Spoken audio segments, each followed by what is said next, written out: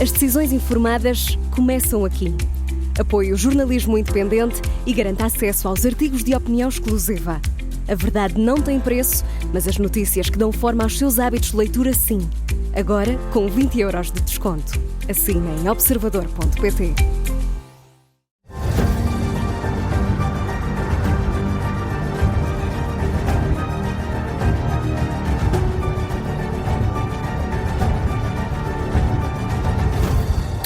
Está no ar o domínio da guerra da Rádio Observador, sempre com o Major-General José Arnou Moreira. Olá, bom dia. Muito bom dia a todos. Viva! Vamos começar pelo tema quente dos últimos dias, ou das últimas horas. Putin telefonou a Trump.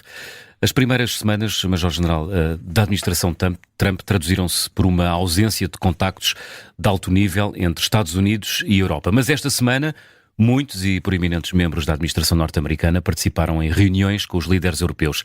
Tivemos também esse tal telefonema de hora e meia entre Putin e Trump, marcando um início formal das negociações sobre a Ucrânia. O que é que nós podemos esperar, enfim, de tantos acontecimentos em simultâneo? Foi uma semana riquíssima do ponto de vista dos acontecimentos, provavelmente nem todos naquele sentido que os europeus pensavam ou esperavam. Bom, vamos ser bastante claros sobre isto. Há até ao momento, porque a semana ainda não acabou e a Ucrânia parece ter anunciado hoje que não iria participar nas negociações entre os Estados Unidos e a Rússia que se desenrolam, digamos, ao lado da Cimeira de Segurança em Munique. Há 3 acontecimentos que me parecem merecer aqui destaque durante esta semana. A primeira tem sido pouco noticiada, mas é muito relevante, que é a visita do secretário de Estado do Tesouro americano, Scott Bessent, a Kiev. Foi falar diretamente com Zelensky. E foi levar o esboço de um acordo para ser assinado por Zelensky, que é basicamente um acordo para a extração de minerais críticos da Ucrânia. Isto é, os Estados Unidos entraram nesta guerra para defender o direito internacional, para defender os direitos humanos, para impedir que uma Rússia se tornasse imperial na geografia da Europa. E, de repente, com a eleição de Trump, enviam um secretário do Tesouro para fazer um contrato. É como aquela coisa das pessoas que enviam a conta antes da pessoa morrer, não é? Enviam a conta antes da pessoa morrer. Isto é, então ainda não houve um acordo digamos, uma negociação de paz, e já há um acordo de extração de materiais críticos sugerido pelos próprios norte-americanos em termos que foram redigidos pela administração de Trump. Portanto, os Estados não têm amigos, têm interesses, não é? Exatamente. Esta visita de Scott Bessent é uma visita estranhíssima, porque todos os secretários de Estado que têm ido até hoje à Ucrânia foram mostrar solidariedade com a Ucrânia, pedir respeito pela integridade do seu território e pela sua soberania. Segundo aspecto, foram as 2 reuniões que o novo secretário da Defesa, Pete Hegseth, fez com os ministros da Defesa dos países europeus, de um ponto de vista primeiro informal e depois mais formal. Esta visita marcou uma falta de empatia tremenda deste novo secretário de Estado da Defesa, secretário da Defesa, com os ministros da Defesa europeus. Esta falta de empatia ficou muito clara na forma e nos discursos que foram utilizados por Pete Hegseth, quer na comunicação com os ministros, quer naquilo que foram as conferências de imprensa que deu e que foram, do meu ponto de vista e na minha leitura, desastrosas. Bom, é claro que houve clareza a mais aqui. Houve clareza a mais. Mas esta clareza foi muito mais do que aquilo que esperavam os ministros da Defesa europeus na NATO. Porque o que esperavam era que houvesse uma insistência nos tais 5% de gastos do PIB de cada país com a defesa. Era isso que se estava à espera. Mas o que trouxe Pete Hegseth para cima da mesa vai muito mais para lá do que o mero aumento do contributo europeu. Diz uma coisa que a Europa não queria ouvir, que era: a Europa já não é uma prioridade estratégica para os Estados Unidos da América. Ora, quando a Europa era uma prioridade estratégica para os Estados Unidos da Europa, a organização que o garantia era a NATO. A partir do momento em que a Europa já não é considerada uma prioridade estratégica para os Estados Unidos, a própria NATO corre risco de vida. E isto é reforçado por outras declarações de Pete Hegseth. Por exemplo, a Europa tem de deixar a sua dependência securitária em relação aos Estados Unidos. Lá está a NATO, outra vez aqui metida como instrumento. A Europa vai ter de suportar a Ucrânia, isso já sabíamos, quer do ponto de vista militar, quer do ponto de vista económico, e não haverá tropas dos Estados Unidos na Ucrânia. E depois, não haverá missões da NATO na Ucrânia. Isto é, a NATO, como organização, não será utilizada. Vamos voltar outra vez à NATO sem missão. Estamos a caminhar para uma NATO sem missão. Porquê? Porque Vladimir Putin é amigo de Donald Trump. E, portanto, todos os assuntos da segurança europeia serão resolvidos telefonicamente sem recurso a instituições. Isto é, uma desvalorização completa do instrumento NATO que existia até agora.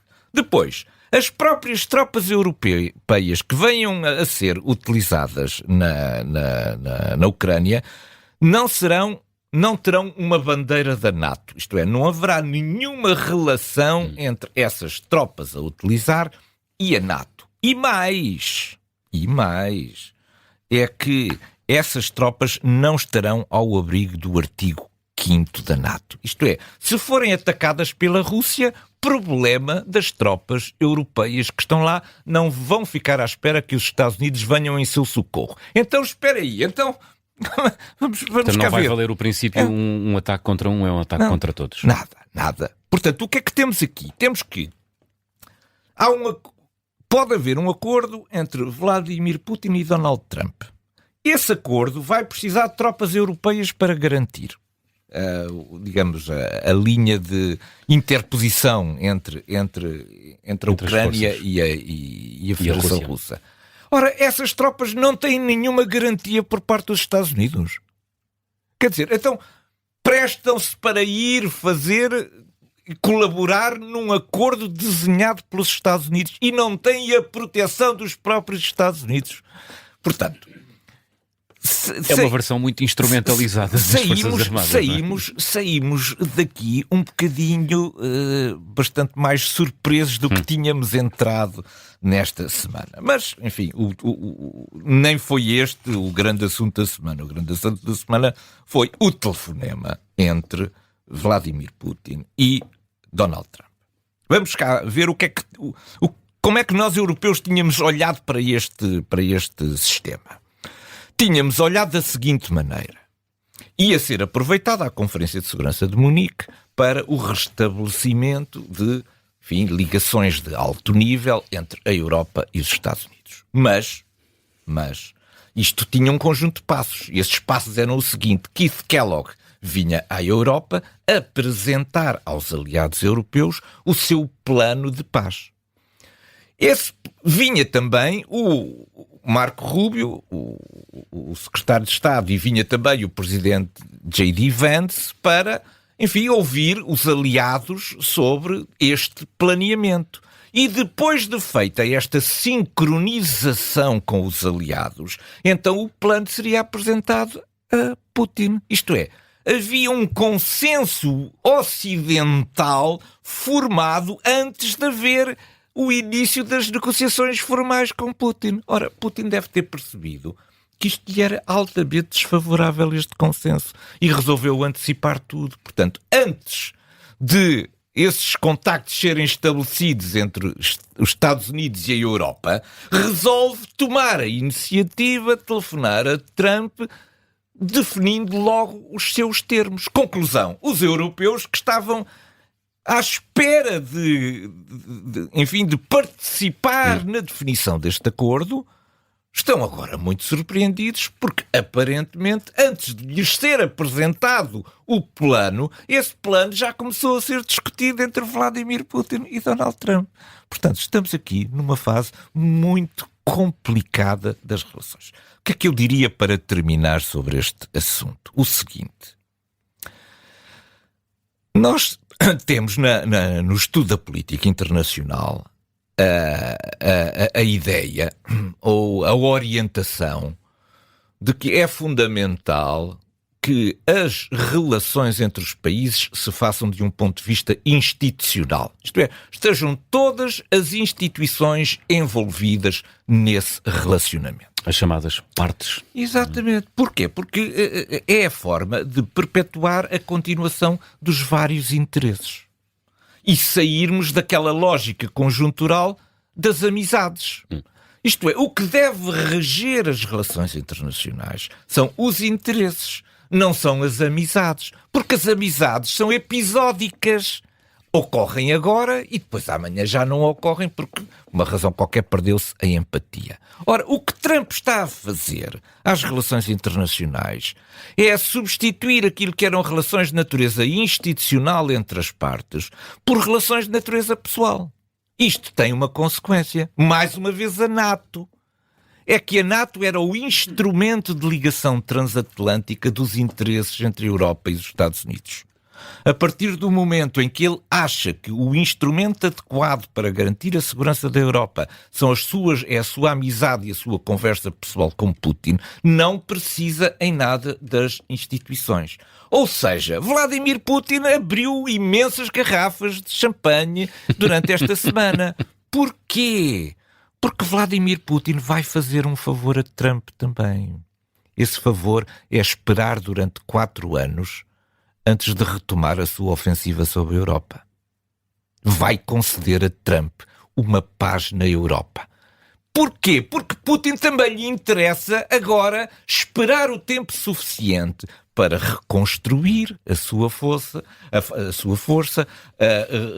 reprioritizar os seus interesses, constituir estoques de guerra que estão muito esgotados, etc. Isto é, há aqui uma conjugação que vai dar a ideia de que Trump trouxe a paz para a Europa e Vladimir Putin garantiu-lhe essa paz, porque Vladimir Putin, a ele também lhe interessa fazer aqui um conjunto de modificações e não se importa de esperar 4 anos. Em conclusão, Vladimir Putin tem tempo estratégico. Estará no poder enquanto quiser. O que significa que não se importa de dar a Trump aqui 4 anos de segurança na Europa. Trump vai sentir-se imensamente feliz com isso e enquanto esses 4 anos de Trump durarem, Vladimir Putin irá preparar-se para enfrentar a Europa mais tarde. Vamos continuar a falar de Trump, mas olhando para outra região do planeta. Apesar das críticas internacionais, o presidente norte-americano continua a detalhar o seu plano para a faixa de Gaza. Esta semana recebeu em Washington o rei Abdullah da Jordânia, que lhe foi mostrar as dificuldades do plano, nomeadamente ao nível do deslocamento da população de Gaza. Entretanto, a tensão entre o Hamas e Israel, que poderia indiciar um regresso à guerra, parece estar a suavizar-se. Que avaliação faz destes desenvolvimentos, Major-General? Muito bem.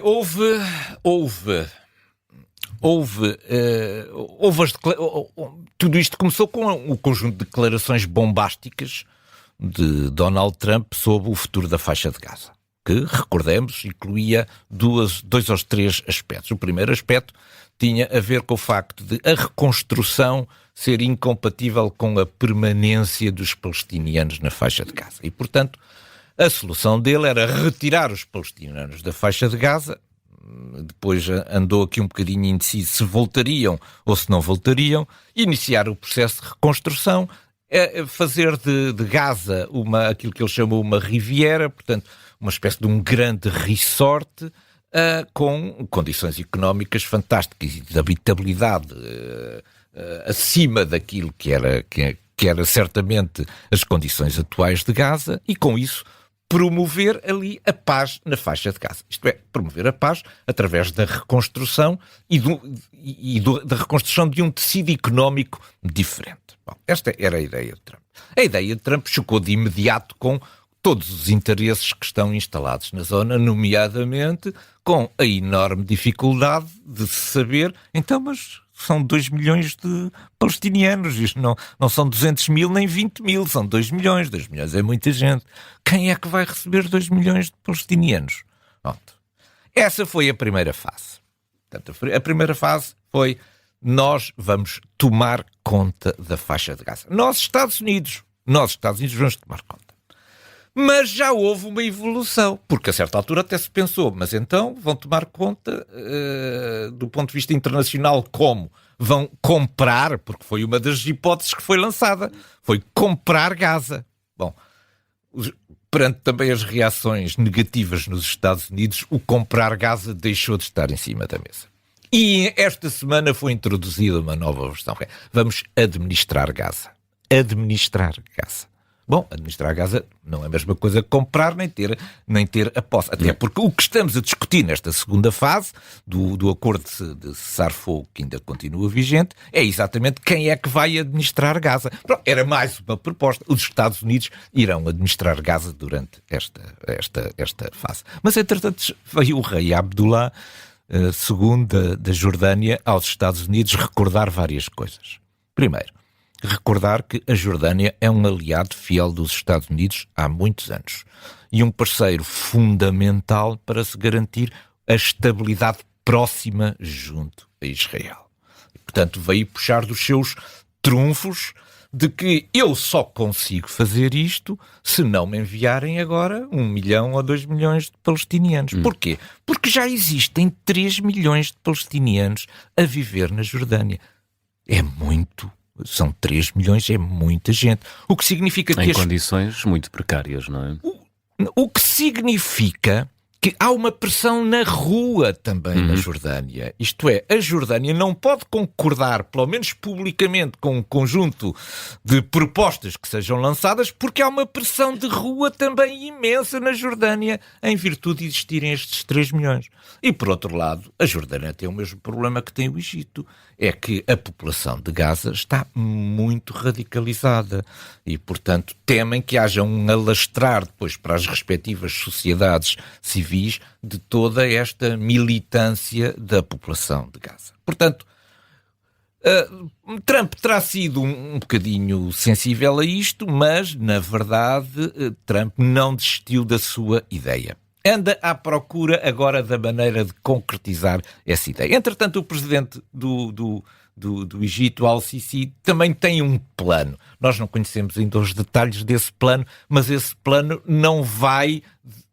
não encaixa perfeitamente naquilo que era a ideia de Donald Trump. Entretanto, Donald Trump atirou com a libertação de todos os reféns no sábado. Houve aqui uma imensa crise, mas essa crise parece agora ter-se encaminhado para uma normalização e o que nós esperamos é que sábado haja a libertação de mais 3 reféns e que para já o processo de cessar-fogo se aguente. Muito bem, vamos à cortina de fumo.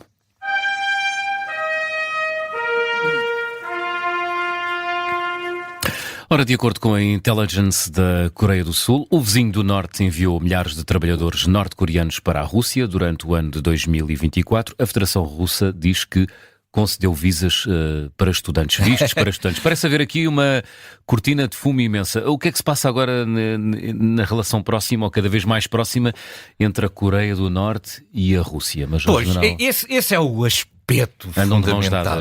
Esse é o aspecto fundamental disto. É que aquela cooperação que era estratégica e que começou por ser apenas por granadas de artilharia já está num passo muito mais adiantado. Isto é, enquanto que nós assistimos no Ocidente ao desfazer das relações transatlânticas entre aliados europeus, o que nós assistimos do lado de lá é o fortalecimento de todos os laços anti-ocidentais que se vão produzindo entre a Federação Russa e a Coreia do Norte. O que é que diz a Intelligence da Coreia do Sul? diz que os trabalhadores norte-coreanos têm vindo a ser, digamos, exportados para trabalhar na Federação Russa. Ora, os dados da Federação Russa mostram, dados oficiais, que entraram mais de 13 mil norte-coreanos durante o ano 2024, sendo que a maioria foi através de autorizações Visa para irem estudar. Então foram para a construção civil ou foram para estudar? Isto tem uma explicação, e é aqui que está a cortina de fumo. É que em 2017 a Rússia votou favoravelmente uma resolução das Nações Unidas, que é a 2397, por causa dos testes dos mísseis balísticos intercontinentais, que proíbe que os países aceitem trabalhadores norte-coreanos. Ora, a Rússia está a precisar imenso de trabalhadores para muitos setores, entre os quais a construção civil. E então, para ela própria não contrariar uma declaração que foi ela própria que votou, então vêm todos estudar. Os trabalhadores da construção são estudantes civil trabalhadores. São agora estudantes trabalhadores na Federação Russa. Isto é fantástico, esta cortina de fumo. É a cortina de fumo. Vamos ao ponto de mira.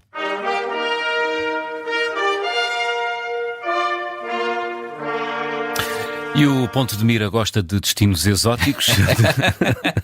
Depois de, enfim, já termos estado nas Ilhas Virgens, nas Caraíbas, hoje vamos para o Pacífico e para as Ilhas Cook. A que é que se deve este interesse por destinos exóticos, insulares? Exatamente. Para nós é só destinos de sonho. É saudades do verão. É tipicamente saudades do verão.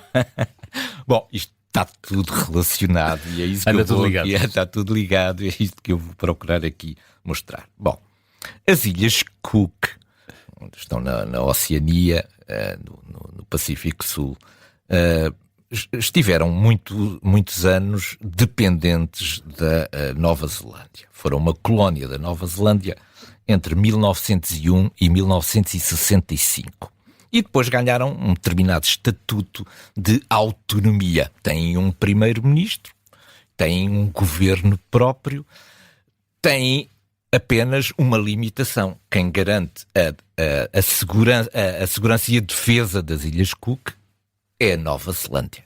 E, portanto, as Ilhas Cook, na sua política internacional, estão relativamente diminuídas porque têm que consultar com a Nova Zelândia no que diz respeito aos assuntos de segurança e de defesa. Ora, de repente, o primeiro-ministro das Ilhas Cook vai a Pequim negociar infraestruturas de natureza naval para as Ilhas Cook.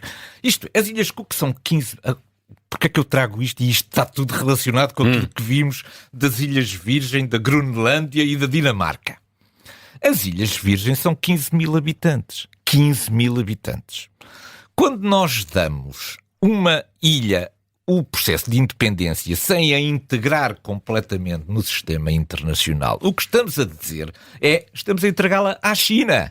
Estamos a entregar a Nova Zelândia, com este seu processo das autonomias, dos respeitos está a entregar as Ilhas Cook à China. E a China não perdeu uma oportunidade. Vai oferecer infraestruturas de natureza naval, portos. Para quê? Para poder um dia também ter os seus navios de alto mar, a sua marinha de alto mar, ancorada nos portos das Ilhas Cook, encostadinho ali à Nova Zelândia. Portanto, esticou o braço, não é? Exatamente. Isto é a mesma coisa da Groenlândia e da Dinamarca. Isto é, nós não podemos, nesta nossa bondade pouco realista, pensar que um país com 15 mil habitantes que não consegue gerar segurança própria se vai abster de ter um relacionamento próximo com a China, que à custa destes investimentos em infraestruturas portuárias está a preparar apenas os ancoradouros para a sua marinha de guerra.